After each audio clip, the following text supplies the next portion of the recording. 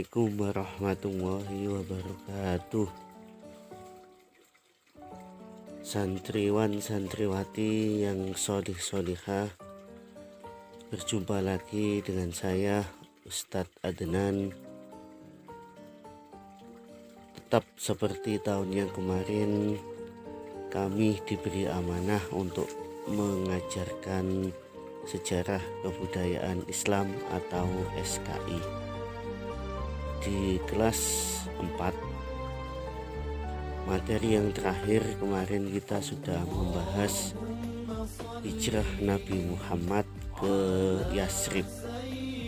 Kali ini Nabi Muhammad sudah tiba di kota Yasrib, dan materi yang akan kita bahas adalah upaya yang dilakukan oleh Nabi Muhammad dalam membina kota Yasrib atau penduduk Yasrib.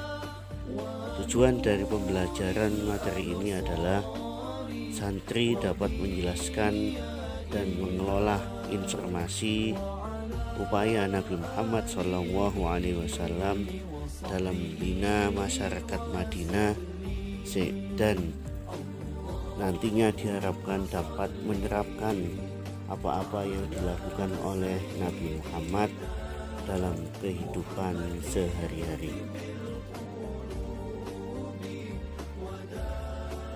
Rasulullah SAW sebagai suri tauladan umat manusia telah melakukan pembinaan di kota Yasrib di berbagai bidang, sehingga kota Yasrib mengalami kemajuan yang sangat pesat. Dan saat itu pula kota Yasrib berganti namanya menjadi Madinatul Munawwarah atau kota yang bercahaya. Adapun pembinaan yang dilakukan oleh Nabi Muhammad antara lain di bidang agama, bidang ekonomi, bidang sosial, dan bidang pertahanan. Di bidang agama, pembinaan yang dilakukan oleh Rasulullah yang pertama adalah membangun masjid. Ada berbagai masjid yang telah dibangun oleh Rasulullah. Yang pertama adalah Masjid Nabawi.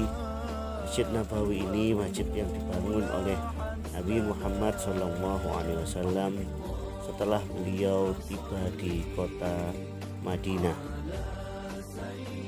Yang kedua adalah Masjid Gamamah.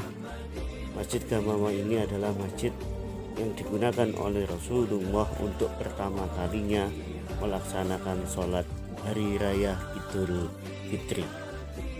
Dan yang ketiga adalah Masjid Jumu'ah.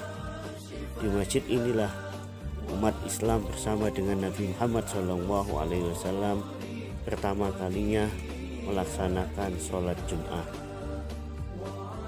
Yang keempat adalah Masjid Quba. Masjid Quba ini adalah masjid yang pertama kali oleh Rasulullah dibangun. Sebelum Rasulullah masuk kota Madinah, Rasulullah telah membangun Masjid Quba ini, tepatnya 5 km sebelah tenggara kota Madinah. Dan insya Allah sekarang Masjid Quba ini berganti namanya menjadi Masjid At-Taqwa. Selain masjid-masjid tersebut, Rasulullah juga membangun banyak sekali masjid. Di antaranya adalah Masjid Salman, Masjid Ubay bin Ka'ab, Masjid Bani Quraizoh, dan Masjid Ali. Di zaman Rasulullah, fungsi masjid selain untuk tempat peribadatan atau sebagai pusat peribadatan, baik untuk sholat, tadarus, dan yang lain-lain, masjid juga digunakan untuk pusat perencanaan kegiatan masyarakat, tempat pengadilan, pusat pendidikan dan pelatihan, menampung kaum muhajirin dan kaum ansor yang kehabisan bekal. Bahkan di zaman Rasulullah Shallallahu Alaihi Wasallam, sebagian sahabat tinggal di serambi masjid dan dengan penuh ketekunan memahami agama secara mendalam atau dinamakan tafaqquh fiddin, dan mereka yang tinggal di serambi masjid ini dinamakan ahlus suffah.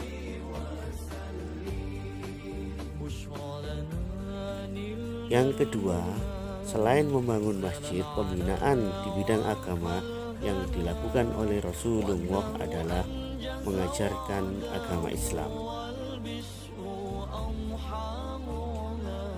Tentunya kalau kita melihat keterangan di atas, fungsi masjid ternyata banyak sekali, bukan hanya untuk tempat ibadah tapi juga untuk yang lainnya.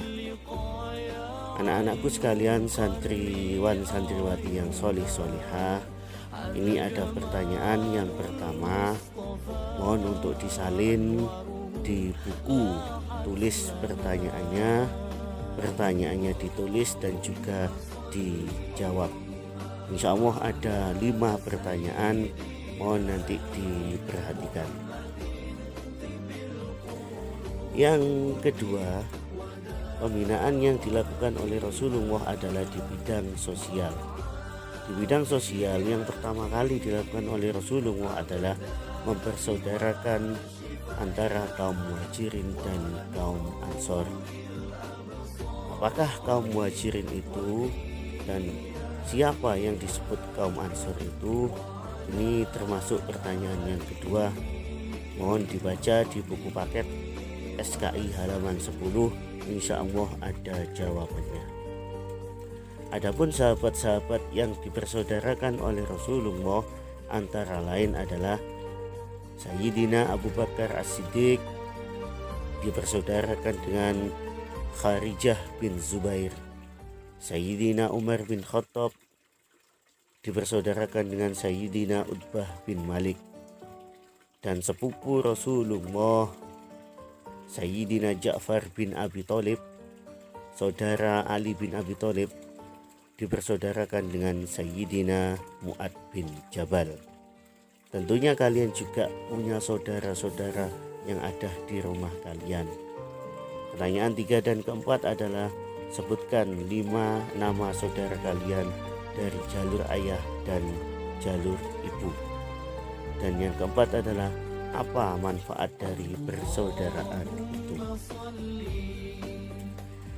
Selanjutnya, upaya yang dilakukan oleh Rasulullah dalam membina di bidang sosial adalah berbuat adil dan tidak membedakan status sosial. Rasulullah tidak pernah membeda-bedakan manusia, baik yang kaya, yang miskin, yang hitam, yang putih, yang tampan, yang cantik. Semuanya oleh Rasulullah dianggap sama, karena di hadapan Allah sejatinya adalah manusia itu sama. Yang membedakan adalah takwanya. Selanjutnya, dalam upaya membina di bidang sosial adalah Rasulullah selalu berdakwah, dan dalam dakwah itu dihadiri oleh kaum muhajirin dan kaum ansor. Pertanyaan yang terakhir adalah siapa nama guru sejarah kebudayaan Islam yang mengajar di kelas 5? Nah, itu ada fotonya. Sekian, terima kasih anak-anakku sekalian. Untuk materi selanjutnya atau pertemuan minggu depan adalah pembinaan yang dilakukan oleh Rasulullah di bidang ekonomi dan di bidang pertahanan. Ingat 5M, banyak membaca sholawat dan semangat terus untuk belajar. Assalamualaikum warahmatullahi wabarakatuh.